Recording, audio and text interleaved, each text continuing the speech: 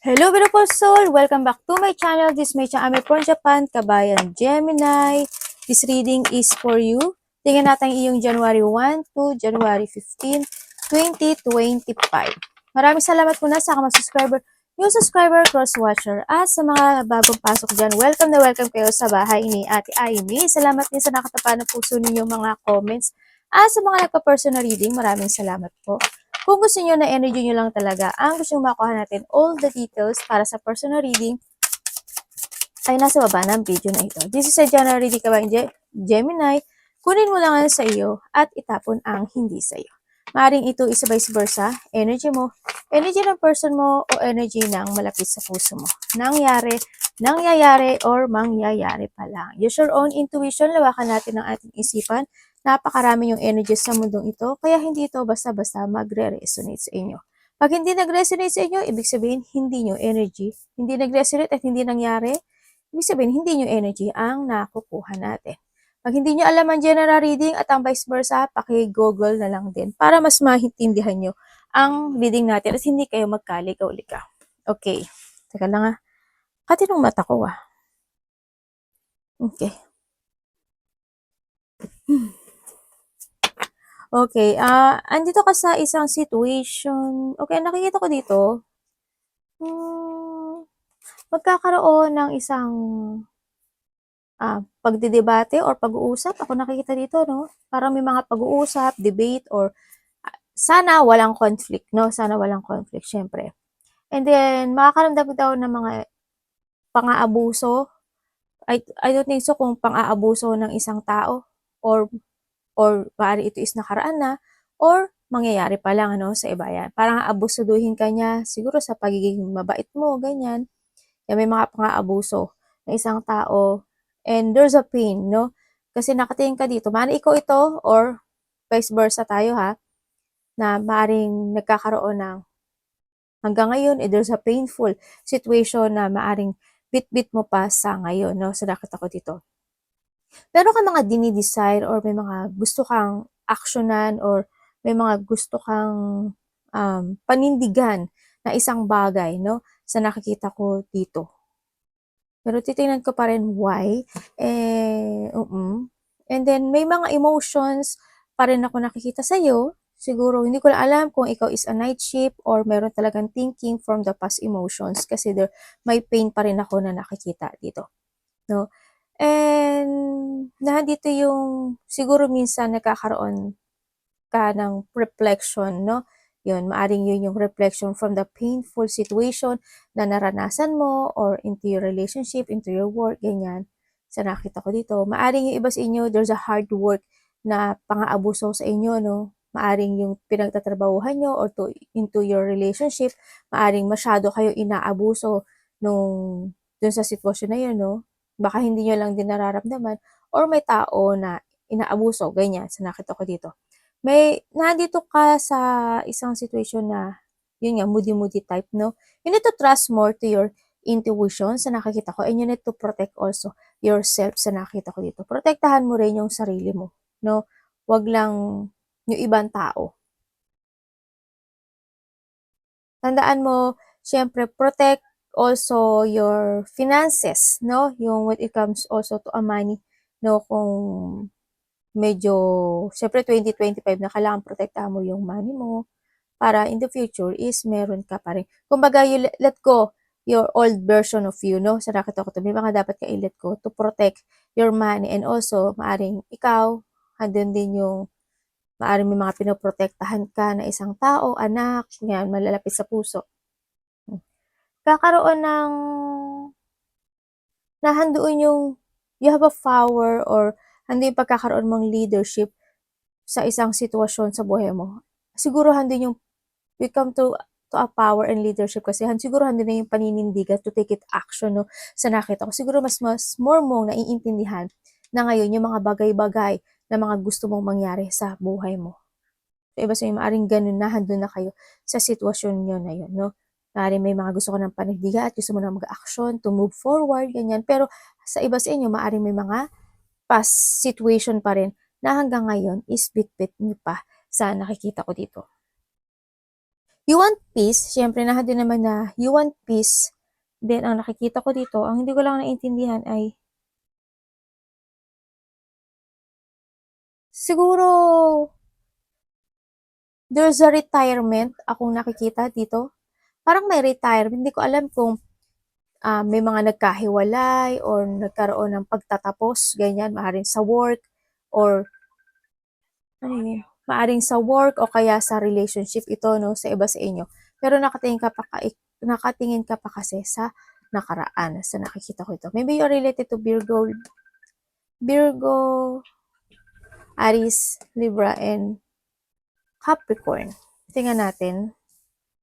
Maybe you will receive some letter sa nakita ko dito.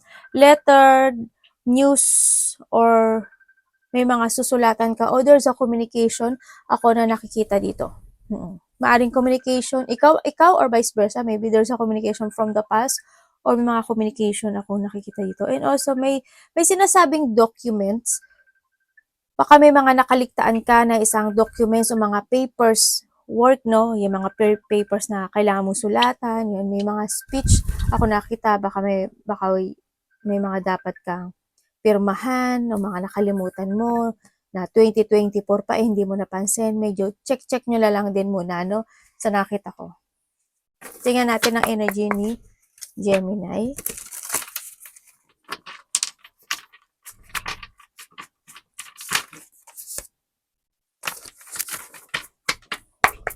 Anong energy ni Gemini? Ay. Yan daw energy niya. Why?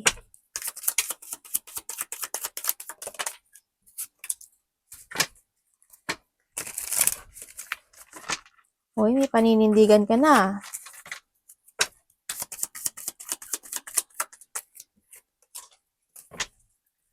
And then, puro night to ah. Ano trabaho mo? Anong trabaho mo no? Oh, night na naman. Nagtatrabaho sa gabi? Night shift ka ba? Or din yung mga mga good times with the night, no? Sa nakita ko dito, maaring di ka gaano nakakatulog, bumawi ka ng tulog, ano? Sa nakita ko sa'yo dito. Kasi for night ang nakikita ko sa'yo.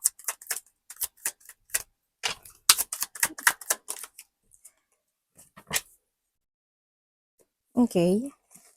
Okay, ang energy mo, 1 to 15. I don't know why, pero for night kasi nakita ko sa'yo. Andito ka sa sitwasyon mo na yes, nakalook ka naman actually sa the future, ano. Andito na rin yung nakikita ko sa'yo na unit na pina-follow mo actually yung nararamdaman mo or yung feelings mo. Kung you have an idea to create again yourself, kumbaga mas ang Gemini naman kasi hindi kayo ano ba to? Hindi kayo nagpapastak sa isang situation sa nakikita ko dito. Well, oo, reflection meron, natural 'yun.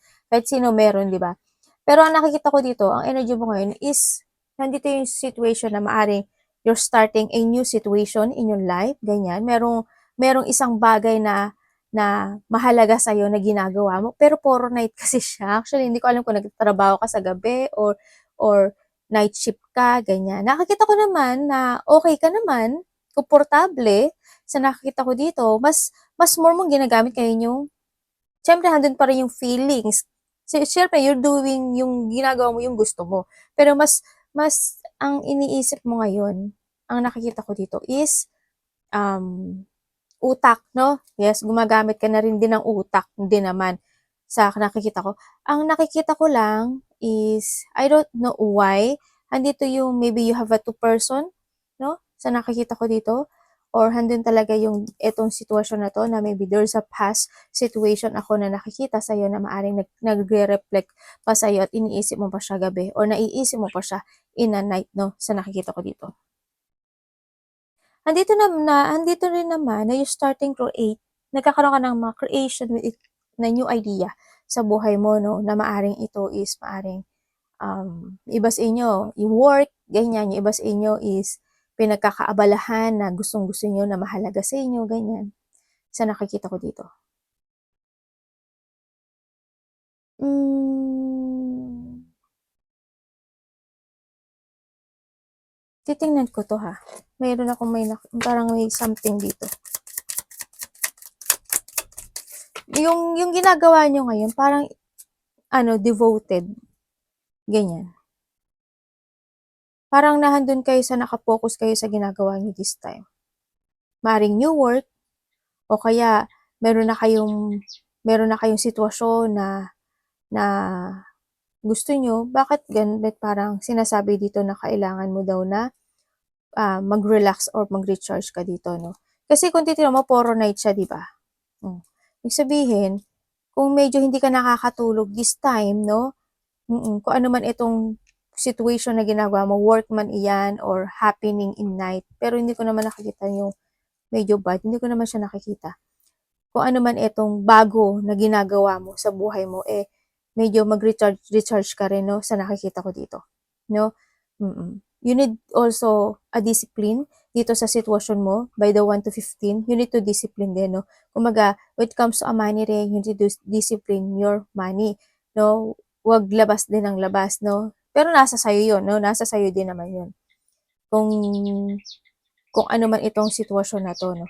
And syempre, you need to decide, ang nakikita ko dito, you need to decide a path na gusto mo talaga, no? Sa nakikita ko dito. Kasi sa ngayon, medyo handun talaga tong itong si 29, nandito siya.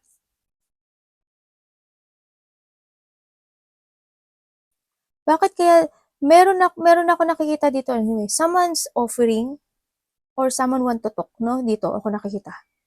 May date ka ba ng gabi? May ganun eh. Parang ganun. I don't know why, pero there's a person here na maaring nasa isip mo, or someone's offering you something, maybe a love, ganyan. Ako nakikita dito, maybe, kasi someone want to talk, no? Ang nakikita ko to, parang handun yung pagkausap mo siya, you feel relaxed dito sa tao na to. Siguro ito yung bagong mahalaga sa'yo, maaring work mo, or bagong tao sa buhay mo, no? Sa nakita ko dito. Medyo, you feel relaxed dun sa situation na yun.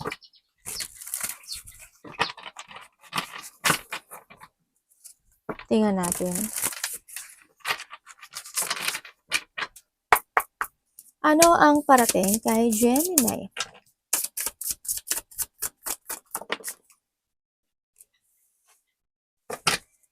Why?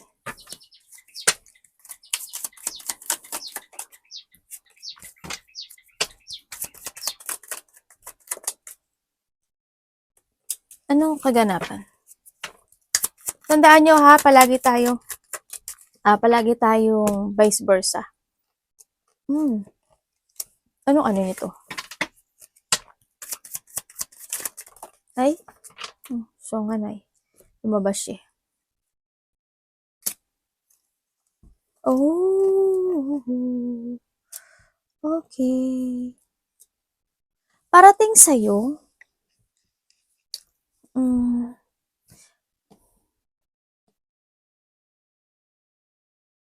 parating sa'yo, may tao dito.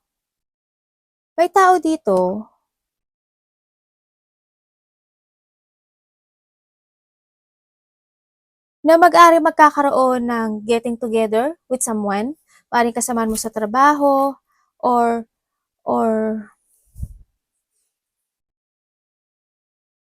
sino to? Maaring kasamahan mo siya sa trabaho, or kakilala mo to eh.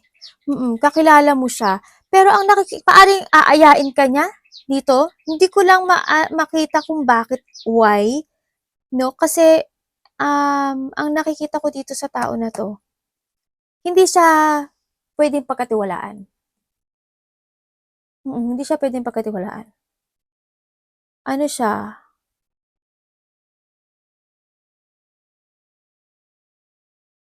Baka ikaw to. Sabi ko, joke. Kasi why? Ang nakikita ko dito, hindi ko lang maintindihan, kasi hindi daw kayo compatible nitong taon na to, no? Maaaring aayain ka niya, or parang pag-aaya ako nakikita dito, no? Pero this person there's a hidden, no? Or there's a secret ako na nakita dito sa tao na 'to 'no. Hindi ko lang alam kung siya is manghihiram sa'yo ng pera or something, I don't know, pero, itong tao na 'to is mag-ingat ka 'no. Ang nakikita ko kasi dito ano, there's a scam. Titingnan ko. Hindi ko lang alam kung hmm, kung may magtatakbo ng pera mo.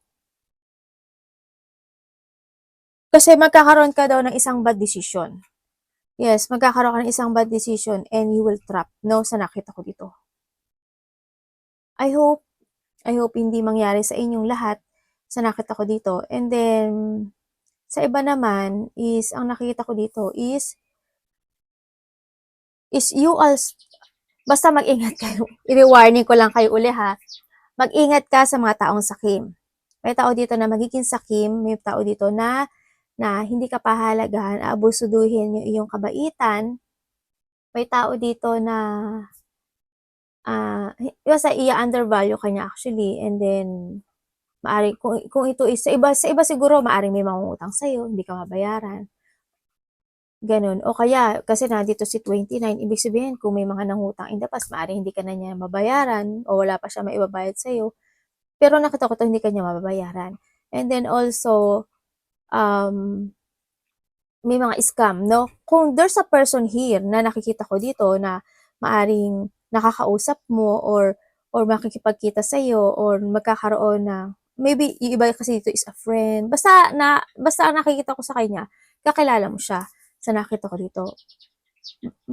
Mag-isip kayo agad with it comes to a red flag ha. Palagi niyong po-fokusan yung red flag para hindi rin kayo madaya. And also, sa iba naman sa inyo, kasi may ano tsaka wag kayong basta-basta mag-ano, di ba sabi ko sa inyo may mga signing, may mga documents or something susulatan. Basahin yung maigi. Kung hangga't kinakailangan, bago nyo pirmahan, kung ano man yan, intindihin nyo. I-google nyo kung English yan para mas maintindihan nyo na clear, no? Huwag pirma ng pirma. Yun lang. Tapos huwag kayong pindot ng pindot kung saan-saan ng ano. Tingnan natin nga.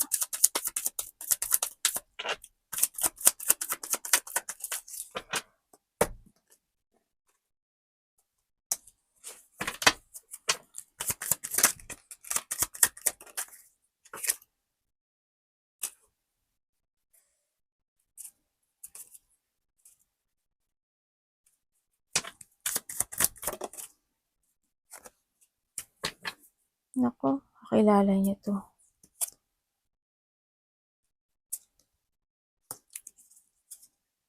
Iba dito kasama, nakakausap niyo na to okay. Maybe, friend or maaaring nakakausap niyo na to. As in, nakakausap niyo na to. Sa iba naman sa inyo is, nandito pa rin yung situation na maaring may mga ikaw or there's a person here, ako na nakita dito, na maaring naiisip ka pa niya, no? Or naiisip mo pa itong tao na to na maaring sinasabi mo na siguro hindi yung sinasabi mo na hindi ka niya pinahalagahan, no? Hindi yung naging mabait ka naman sa kanya, hindi ka niya pinahalagahan. And then, kumbaga, inabuso niya yung pagiging mabait mong tao. Yung pala, at the end,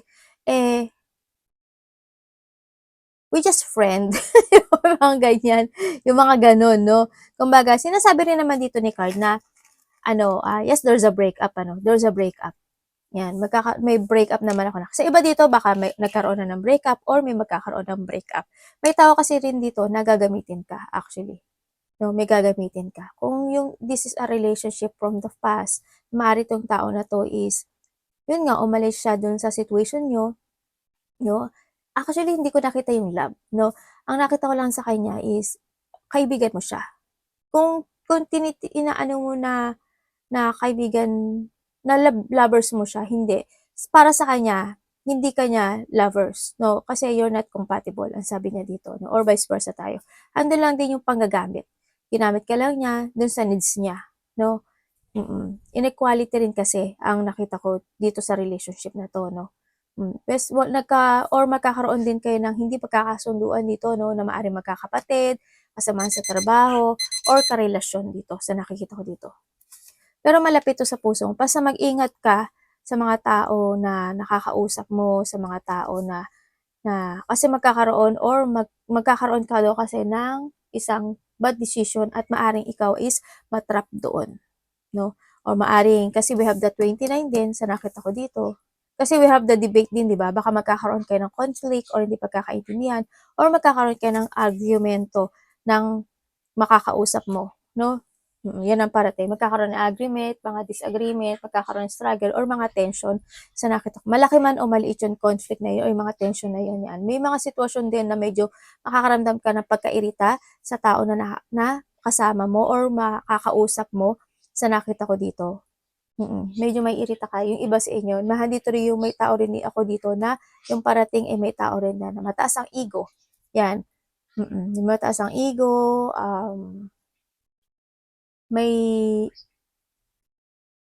there's a lack of control. Marang hindi kayo magkakasundo. Hindi kayo magkakasundo nitong tao na to.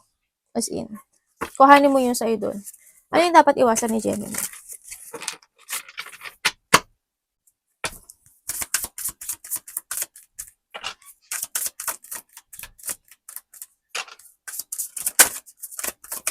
Dapat iwasan. Ayun na, ang dapat iwasan. Why po?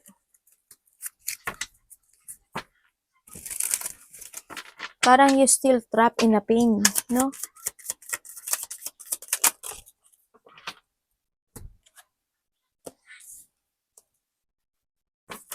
Why? Okay. Thank you. Okay, sinasabi ito, iwasan mo daw yung pagsisihan, yung mga nangyari, no? Sa nakita ko to. Yun ang iwasan mo. Iwasan mo yung mga pagsisihan, yung mga nangyari, di ba? Yung mga nangyari, yung mga failure situation mo sa buhay mo, yung mga, huwag mong panghinayangan, kumbaga, no? Huwag kang mag-isolate, kumbaga, sa nakita ko dito. At huwag mo rin isipin, yun, kasi huwag kang masad yung sa mga tao na umalis o nasayang, natapon, or mga situation man yan sa nakita ko dito. No? And syempre, huwag kang ma-pressure kasi iba sa inyo siguruhan din yung pag-iisip na na-pressure ka doon sa situation, ganyan. Yung parang mas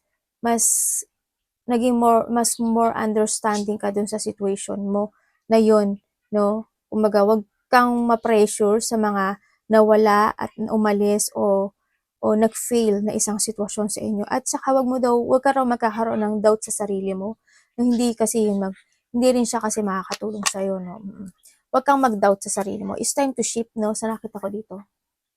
Wag mong sabihin na kasi napabayaan ko to, kasi naging pabaya ako, or vice versa tayo hindi siya gano'n, hindi yun, kasi destined yun, kumbaga, no?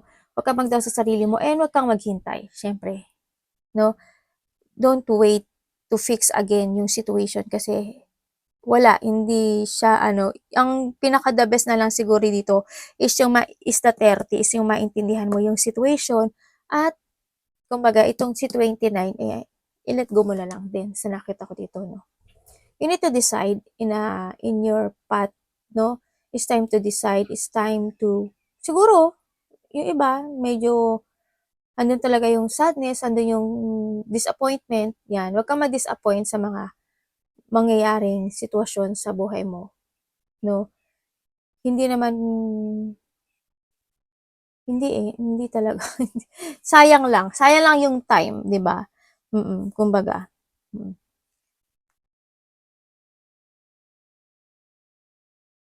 Kailangan, magkaroon ka ng trust sa sarili mo, no? Sa nakita ko dito. Kasi maaring itong umalis na to or vice versa tayo, maaring iba yung paniniwala niya, no? Sa nakita ko dito. Kaya hindi rin siya nakaka-good. Yan. Huwag ka daw ma-disappoint sa mga mangyayari sa buhay mo or huwag ka masasad or huwag mong pagsisisihan yung mga pwedeng mawala, umalis o something happen na may pagkonting sadness, no? Tingnan natin ang love ni Gemini.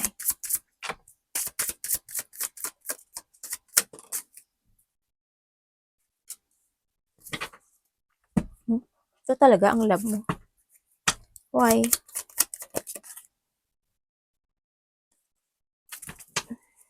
Ano po? Oh, okay. And then,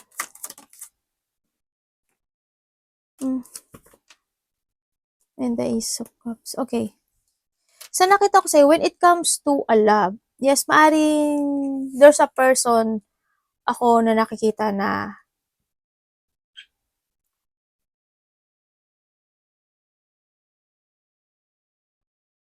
you're waiting for something. Ako nakikita dito. Dito sa love is parang, hindi ko alam kung may umalis, no? Sa nakita ko dito. Parang naghihintay ka pa rin ng kasagutan sa nakikita ko sa'yo dito. No? Parang naghihintay ka pa rin ng kasagutan sa maaring kung may umalis maaring nagkakaroon ka pa rin ng kasagutan. Naghihintay ka pa rin ng kasagutan sa kanya. Nagkakaroon sa'yo ng distraction or kasi there's a lack of clarity. Sorry, ako na nakikita sa iyo, no, may lack of clarity. Kaya siguro maybe andun yung situation na maaring ina-analyze mo yung mga bagay-bagay. Siguro kung itong tao na is umalis or iniwan ka or nagkaroon ng breakup talaga, di ba? Siguro na andun yung situation na ina-analyze mo siya, no? Kaya, kasi nakikita ko sa'yo, hindi ka pa makapag new beginning sa buhay mo, no? Oo, andoon yung siguro, nagmumove-move ka naman for a while, pero andun pa rin yung si 29 sa nakikita ko dito na maaring there's a lack of clarity. Kumbaga, nagkahiwalay kayo nang wala malang clarification. Kung siguro maaring hindi kayo nagkausap talaga, no, sa nakikita ko dito. Kaya andun ka pa rin sa sitwasyon mo na lack of focus ka or nalilito ka, bakit ganun, bakit ganyan, ba't ano yung hindi niya sinabi sa akin, ba't hindi siya nagsalita, hindi siya nagsabi sa akin ng totoo or hindi siya nagsalita sa'yo, no, sa nakita ko to, or nagkaroon talaga ng hindi totally communication to each other, no, sa nakita ko dito. Kaya maaring nga doon yung sitwasyon na hinihintay mo pa yon, ina-analyze mo yung sitwasyon at kinagkakaroon ka ng progressing dun sa inyong relationship sa nakikita ko dito, no? And then sa iba naman sa inyo is maaaring itong tao there's a family, no, or may karelasyon siya sa nakikita ko dito, no? Kasi nandito rin si Ace of Cups, oh. Ibig sabihin, maaaring itong tao na to is maaaring may family siya or may karelasyon na siya. And then kung kayo naman is if this is a new person, no, sa new person or kayo pa nung tao na to, maaring itong tao na to is ikaw or there's a person, ikaw or vice versa maaring may family din siya sa nakikita ko. Kasi may hindi rin siya sinasabi sa'yo. Maaring may mga hindi rin siya sinasabi sa'yo. Mag-ingat ka pa rin. Basta titingnan mo palagi ang red flag. O kung may nakakausap ka na ngayon, di ba? O matagal mo na siya nakakausap, mag-ano ka lang din, mag-think ka rin maigi, no? Kasi maaring itong tao na to is iba yung pakay sa'yo, no? Or vice versa. Tingnan natin ang iyong money. Gemini money. Basta palagi kayong titingin sa red flag. Bakit po?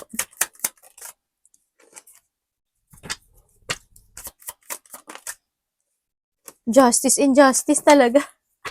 Parang may sinasabi to, Parang may sinasabi, no?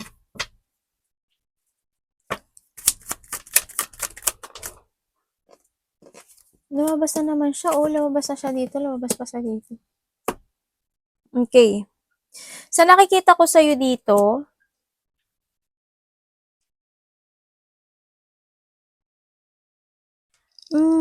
when it comes to your money, ang nakikita ko sa'yo dito is medyo you need to balance, no, yung iyong money, no, kasi hindi ko siya nakikita na nag-growth actually, no. Hindi siya nag-growth. Sa nakita ko dito. May mga sitwasyon kasi na I don't know why, pero maaring hindi siya balance when it comes to your money. Kasi hindi ko nakikitang nag-iipon ka ng pera Pero siguro nag-iipon ka naman, kasi dalawa kasi yung justice na lumabas sa'yo eh, no? Kasi tos eto, oh, di ba? Parang hirap siya. Ibig sabihin, wala kang focusing. Kanya when it comes to money, hindi ka nagfo-focus sa halimbawa, o ganito, kailangan this month makaipon ako ng nito, o kaya this year, o kaya in a first half year is makaipon ako ng nito. Wala kang focusing from the future sa nakita ko dito, no?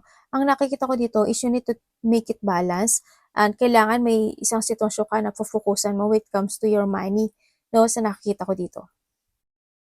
Kasi andito kasi sitwasyon mo na maaring, halimbawa, parang, siguro yung style mo is parang moody type na pag nagustuhan mong bilhin, bibilin mo. Pag nagustuhan mong gagawin mo. Basta may pera ka. Ganun ako nakikita sa'yo.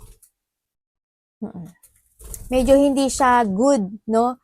Hindi siya nababalance yung money mo. Kaya mas kailangan is, you need to make it balance your money. Kailangan you have a focusing and give an effort and hard work para magkaroon ka ng development when it's more development when it comes to your money, no? Sa nakita ko, i-masterin mo na magkaroon ng balancing situation when it comes to your money. Para hindi ka rin magsisi, di ba? Kasi mamaya, dumating yung time na ikaw rin yung mahirapan at the end, di ba? Sa nakita ko dito. Advice po, universe. Kay Gemini. Advice po kay Gemini. Thank you. The Ten of Pentacles. Bakit po?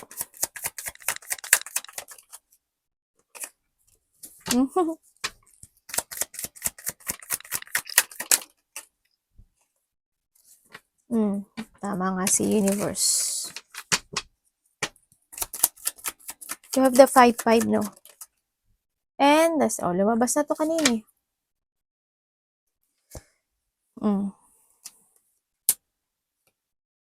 Okay. Okay, ang sabi sa'yo is, natin.